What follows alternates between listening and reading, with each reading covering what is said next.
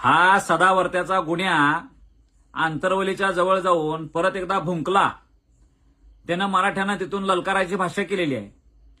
पण ज्या आंदोलनात तू गेलायस त्या धनगर समाज बांधवाच्या तिथं बसून तू आदिवासी आरक्षणात धनगर समाज जाणार कसा हे तू सांगायला पाहिजे होतास. तू स्वतःला वकील मानतोस ना.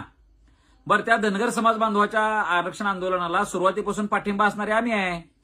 पण गुन्हा तू आम्हाला एक सांग, आपल्या महाराष्ट्रातल्या एक दोन जाती ज्या आज ओबीसीत आहेत त्या एससी मध्ये आरक्षण मागायला लागलेल्या आहेत, संविधानानुसार मागायला लागलेल्या आहेत.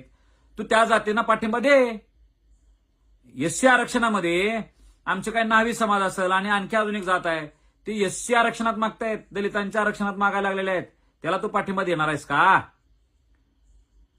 तुला फक्त मराठा जातीला ललकारण्यासाठी तुला तिथं पाठवलेलं आहे. मराठवाड्यामध्ये जातीवाद वाढल कसा ह्याचं टार्गेट तुला दिलं गेलेलं आहे. तू आज जे काय बोंबलायला लागलाय जरांग्या, अरे जरांगे पाटलाला तू त्यांचं कर्तृत्व आहे. तू कोण आहेस? गावचा कुत्रा आहेस, बिनपट्ट्याचा कुत्रा. तुला काय घंट्याचं माहिती रे अभ्यास? संविधान आणि संविधानाचं असं कुठलं कलम ना आम्हाला मराठ्यांना ओबीसीतलं आरक्षण द्यायला नको म्हणते? संविधानातलं असलं कुठलं कलम आहे ज्या कलमानुसार 50% आत मराठी पात्रच नाहीत असं सांगते?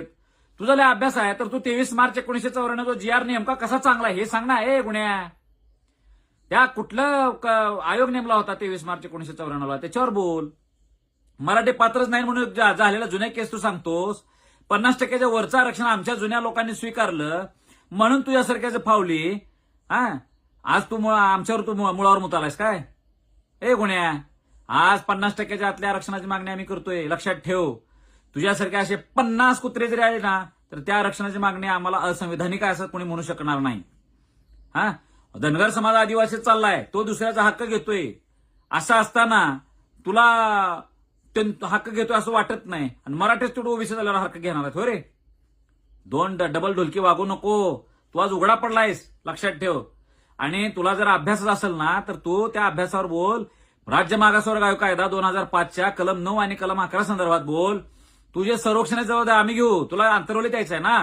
आझाद मैदानावर आम्ही आव्हान केलं त्यावेळेस तुझी बायको म्हणत होती घाबरून, होय काय मराठ्यांना बोलू नका, मराठी घराकडे येतील, असलं काय खालची दर्जा करू नका.